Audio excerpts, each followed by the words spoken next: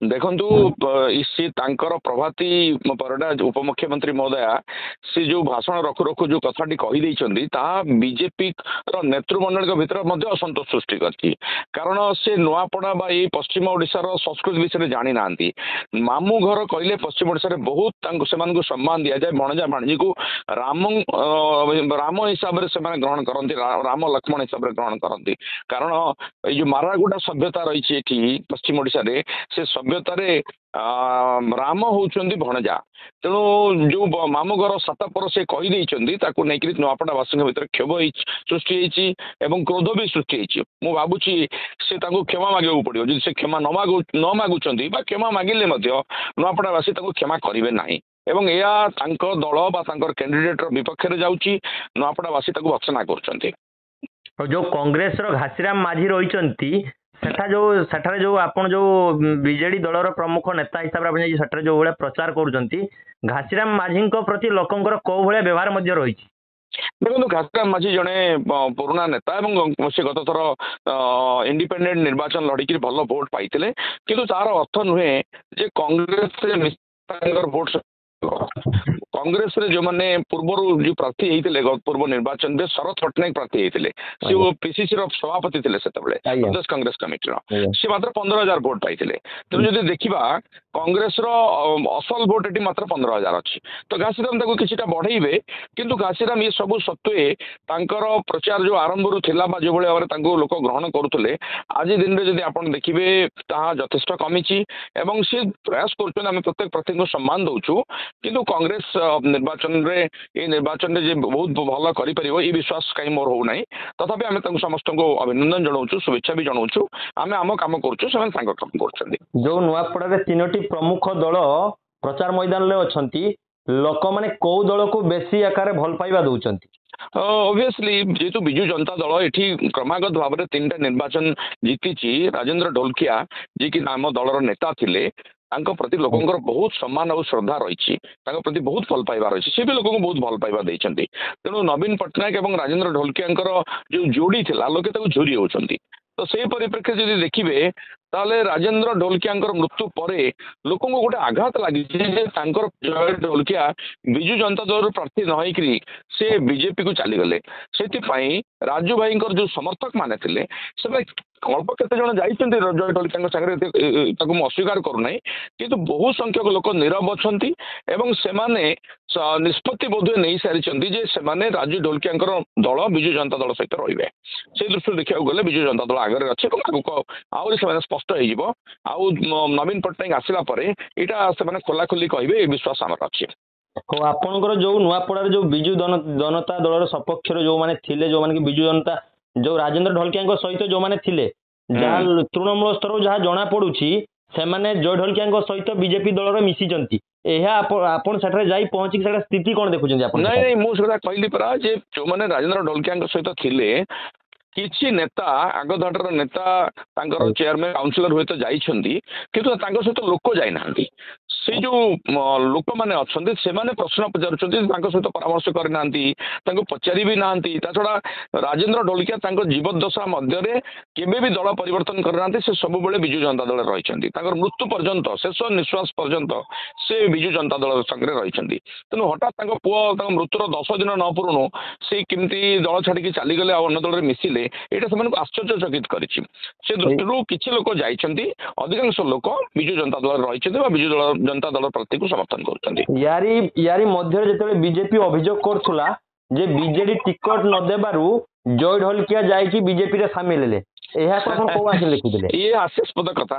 BJP ଦଳ ତାଙ୍କୁ କିଣିଛି ବା ତାଙ୍କ ସହିତ ମୁଲଚାଲ କରିଛି।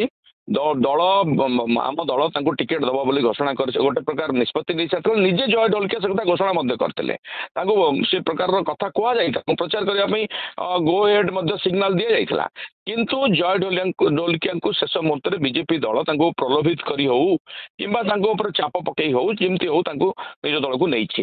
ଆଉ ସେ କଥା ସବୁ ନୂଆପଡ଼ାବାସୀ ସମସ୍ତେ ଜାଣିଛନ୍ତି, ଓଡ଼ିଶାବାସୀ ବି ଜାଣିଛନ୍ତି। ତେଣୁ ତାକୁ ବିଜେପି ଦଳ ଯେତେ ମିଛ ପ୍ରଚାର କଲେ ମଧ୍ୟ ଲୋକ ସେଥିରେ ପ୍ରଭାବିତ ହେବେ ନାହିଁ। ଯୋଉ ଆପଣଙ୍କର ବିଜେଡି ଦଳର ଯୋଉ ତୁଙ୍ଗ ନେତା ମାନଙ୍କୁ ସେଠାକୁ ପଠାଯାଇଥିଲା ଏବଂ ସେଠାକୁ ଯୋଉ ବବି ଦାସ ରହିଛନ୍ତି ତାଙ୍କୁ ସେଠାକୁ ଯିବା ପାଇଁ ବାରଣ କରାଯାଇଥିଲା, ତା ମଧ୍ୟରେ ବବି ଦାସ ମଧ୍ୟ ଯାଇକି ପହଞ୍ଚିଲେଣି ସେଠାରେ, କିଏ କହିଲା ଆପଣଙ୍କୁ ବାରଣ କରାଯାଇଥିଲାନି? ସେ ବବି କହୁଥିଲେ ଦାସ ମାନେ ହଉଛନ୍ତି ଆମ ଦଳର ଜଣେ ବରିଷ୍ଠ ନେତା। ସୋସିଆଲ ମିଡିଆରେ ସୋସିଆଲ ମିଡିଆରେ ଯିଏ ତାକୁ ମିଛ ନାରେଟିଭ ଚଲା ଯାଉଛି ସେଟା କିଛି ଭୁଲ କଥା। ବବି ଦାସଙ୍କୁ କମୁନା ବ୍ଲକର ଦାୟିତ୍ୱ ଦିଆଯାଇଛି। ସେ ବହୁତ ଭଲ ତାଙ୍କ ଟିମ୍ ସେଠି ପ୍ରଚାର କରୁଛନ୍ତି। ବିଭିନ୍ନ ବରିଷ୍ଠ ନେତା ଅରୁଣ ସାହୁ, ବବି ଦାସ, ଅତନୁ ସବ୍ୟସାଚୀ, ଆମର ନିରଞ୍ଜନ ପୂଜାରୀ, ପଶ୍ଚିମ ଓଡ଼ିଶାର ସବୁ ବଡ଼ ବଡ଼ ନେତା ବିଭିନ୍ନ ଅଞ୍ଚଳକୁ ଯାଇକରି ଜୋନ୍ ୱାଇଜ ସଞ୍ଜୟ ଦାସ ବ୍ରହ୍ମା ଏଇ ସମସ୍ତେ ପ୍ରଚାର କରୁଛନ୍ତି ଆଉ ଆମେ ମଧ୍ୟ ତାଙ୍କୁ ସହଯୋଗ କରୁଛୁ ସେଥିରେ। ଯୋଉ କିଛି ଦିନ ପୂର୍ବରୁ ମଧ୍ୟ ଚର୍ଚ୍ଚା ହଉଥିଲା ବିଜେପି ଦଳର ଯୋଉ ରାଜ୍ୟ ସଭାପତି ରହିଛନ୍ତି ସେ ଯୋଉ ପୂର୍ବତନ ସାଂସଦଙ୍କ ଘରେ ସେ ବସି ରହିଥିଲେ। ଏହାକୁ ଆପଣ କୋଉ ହିସାବରେ ଦେଖୁଛନ୍ତି, ସେଟା ଯାଇକି କଣ ଅନୁଭବ କରୁଛନ୍ତି ଆପଣ? ଦେଖନ୍ତୁ, ତାଙ୍କର ପୂର୍ବତନ ରାଜ୍ୟ ସଭାପତି ବସନ୍ତ ପଣ୍ଡାଙ୍କର ପୁଅ ଅଭିନନ୍ଦନ ପଣ୍ଡା ଗତ ଥର ବିଜେପିରୁ ଏଠି ପ୍ରାର୍ଥୀ ହେଇଥିଲେ ଏବଂ ସେ ତୃତୀୟ ସ୍ଥାନରେ ଥିଲେ। ସେମାନେ ଭାବୁଥିଲେ, ବସନ୍ତ ପଣ୍ଡା ବା ତାଙ୍କର ଯୋଉ ବିଜେପି ଦଳର ଲୋକମାନେ ଭାବୁଥିଲେ ଯେ ତାଙ୍କୁ ପୁଣି ଥରେ ପ୍ରାର୍ଥୀ କରାଯିବ। ଯେହେତୁ ଜୟ ଢୋଲକିଆଙ୍କୁ ରାତାରାତି ସେମାନେ ହାଇଜାକ୍ କରିକି ତାଙ୍କୁ ବିଜେଡିରୁ ନେଇକି ବିଜେପିରେ ପ୍ରାର୍ଥୀ କଲେ, ସ୍ୱାଭାବିକ ଭାବରେ ବସନ୍ତ ପଣ୍ଡା ଏବଂ ତାଙ୍କର ସମର୍ଥକ ମାନେ ଏଥିରେ ଖୁସି ନାହାନ୍ତି। ତେଣୁ କାଳେ ବସନ୍ତ ପଣ୍ଡା ଅନ୍ୟ ଦଳକୁ ସମର୍ଥନ କରିବେ ବା ତାଙ୍କ ଦଳ ସହିତ ରହିବେ ନାହିଁ, ଏହି ଆଶଙ୍କା କରିକି ତାଙ୍କ ଦଳର ସଭାପତି ମନମୋହନ ସାମଲ ଏବଂ ଅନ୍ୟ ବରିଷ୍ଠ ନେତାମାନେ ତାଙ୍କୁ ବହୁତ ବୁଝାସୁଝା କରିଛନ୍ତି, ଏବେ ବି କରୁଛନ୍ତି। କିନ୍ତୁ ଭିତରେ ଭିତରେ ଯୋଉ ଆଲୋଚନା ଚାଲିଛି ସେ କଥା ନ କହିବା ଭଲ, କାରଣ ବସନ୍ତ ପଣ୍ଡା ହୁଏତ ବା ତାଙ୍କ ପୁଅ ହୁଏତ କ୍ୟାଣ୍ଡିଡେଟଙ୍କ ସହିତ ବୁଲୁଛନ୍ତି, କିନ୍ତୁ ତାଙ୍କ ସମର୍ଥକ ମାନେ ଆକୁ ଗ୍ରହଣ କରିପାରୁନାହାନ୍ତି।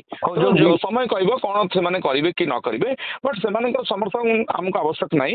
ବିଜୁ ଜନତା ଦଳ ତାର ନିଜର ସମର୍ଥକ ମାନଙ୍କର ନିଜର ଯୋଉମାନେ ଆମର ଭୋଟର ଅଛନ୍ତି ସେମାନଙ୍କ ସମର୍ଥନରେ ନିଶ୍ଚିତ ଭାବରେ ଏଠି ବିଜୟ ଲାଭ କରିବ। ଯୋଉ ବିଜେପିର ଯୋଉ କର୍ମୀ ଥିଲେ କି ଆଗ ଧାଡ଼ିର ଯୋଉମାନେ ନେତା ଥିଲେ, ସେମାନେ ଜୟ ଢୋଲକିଆଙ୍କୁ କୋଉଭଳି ଭାବରେ ଗ୍ରହଣ କରି ଆପଣଙ୍କ ଦଳକୁ ଯୋଉ ବିଜୁ ଜନତା ଦଳକୁ ଆସିବା ପାଇଁ ଇଚ୍ଛା ପ୍ରକାଶ କରୁଛନ୍ତି ନା ନାହିଁ? ନାଇଁ, ମୁଁ ତ ଏକଥା ଆଗରୁ ସ୍ପଷ୍ଟ କରିଦେଇଛି ଯେ ଆମ ଦଳର କିଛି ନେତା ଜୟ ଢୋଲକିଆଙ୍କ ସହିତ ଯାଇଛନ୍ତି। ଯୋଉମାନେ ପଦପଦବୀରେ ଥିଲେ ସେମାନଙ୍କ ଭିତରୁ କେତେ ଜଣ ନେତା ଯାଇଛନ୍ତି, କିନ୍ତୁ ଅଧିକାଂଶ ନେତା ଯାଇନାହାନ୍ତି। କର୍ମୀମାନେ ତ ଆଦୌ ଯାଇନାହାନ୍ତି। ଯୋଉମାନେ ତୃଣମୂଳ ସ୍ତରରେ କାର୍ଯ୍ୟକର୍ତ୍ତା ଅଛନ୍ତି ଆମ ଦଳର, ସେମାନେ ଏବେ ବି ବିଜୁ ଜନତା ଦଳ ସହିତ ଅଛନ୍ତି। ଆଉ କିଛି ଯାଇଥିଲେ ସେମାନେ ଫେରି ମଧ୍ୟ ଆସିଛନ୍ତି। ଆପଣ ଜାଣିଥିବେ କେମିତି ମିଶ୍ରଣ ପର୍ବ ହେଇଛି, ବହୁ ବିଜେପି ଏବଂ କଂଗ୍ରେସରୁ ଆସିକି ଆମ ଦଳରେ ମିଶିଛନ୍ତି। କିଛି ନେତା ଭୁଲରେ ଚାଲି ଯାଇଥିଲେ, ସେମାନେ ଭୁଲ ବୁଝିପାରିକି ଫେରି ଆସିଛନ୍ତି। ସେମାନେ ବର୍ତ୍ତମାନ କାମରେ ଲାଗିଛନ୍ତି। ସମସ୍ତେ ଚାହୁଁଛନ୍ତି ନବୀନ ପଟ୍ଟନାୟକଙ୍କର ଆହ୍ୱାନରେ ଏକଜୁଟ ହେଇକରି ଏଠି ରାଜେନ୍ଦ୍ର ଢୋଲକିଆଙ୍କୁ ତାଙ୍କ ପ୍ରତି ଯୋଉ ସମ୍ମାନ ରହିଛି ତାକୁ ଆଉ ଥରେ ତାଙ୍କ ପ୍ରତି ଶ୍ରଦ୍ଧାଞ୍ଜଳି ଜଣାଇବା ପାଇଁ ତାଙ୍କ ଦଳ ଯୋଉ ତାଙ୍କର ମୁଖ୍ୟତଃ ବିଜୁ ଜନତା ଦଳ ତାଙ୍କର ଦଳ ଥିଲା ଶେଷ ପର୍ଯ୍ୟନ୍ତ, ସେଇ ଦଳରେ କେମିତି ବିଜୟ ଲାଭ କରିବ ସେଇଥିପାଇଁ ସମସ୍ତେ ଲାଗିଛନ୍ତି।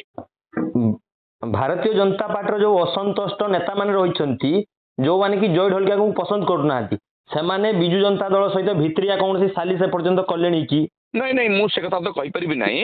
ଭାରତୀୟ ଜନତା ପାର୍ଟିର ଯୋଉ ଅସନ୍ତୁଷ୍ଟ ନେତାମାନେ ରହିଛନ୍ତି ସେମାନେ, ମୁଁ ଏତିକି ଜାଣିଛି ଯେ ସେମାନେ ତାଙ୍କର କ୍ୟାଣ୍ଡିଡେଟ୍ ଉପରେ ଖୁସି ନାହାନ୍ତି। ଯୋଉ ଜୟ ଢୋଲକିଆ ବା ଢୋଲକିଆ ପରିବାର ସହିତ ସେମାନେ ଦୀର୍ଘ ବର୍ଷ ଧରିକି ଲଢିଛନ୍ତି, ତାଙ୍କୁ ନିଜର ପ୍ରାର୍ଥୀ ଭାବରେ ସେମାନେ ଗ୍ରହଣ କରିପାରୁନାହାନ୍ତି। ତେଣୁ ସେ କଣ କରିବେ ନ କରିବେ ସେଟା ସମୟ କହିବ। ବଟ୍ ମୁଁ ତ କହିଲି ଯେ ଆମର ତାଙ୍କର ସମର୍ଥନ ମିଳିଲେ ତ ବହୁତ ବଡ଼ କଥା, ଭଲ କଥା, କିନ୍ତୁ ସମର୍ଥନ ନ ମିଳିଲେ ମଧ୍ୟ ବିଜୁ ଜନତା ଦଳ ଏଠୁ ବିଜୟ ଲାଭ କରିବ। ଏ ପ୍ରକାରର ବିଶ୍ୱାସ ବର୍ତ୍ତମାନ ଯାହା ସ୍ଥିତି ଅଛି ତାକୁ ଆକଳନ କରିକି ମୁଁ ଏଇ କଥା ଅନୁମାନ କରୁଛି ଏବଂ ଏଇ କଥା ଲୋକେ ମଧ୍ୟ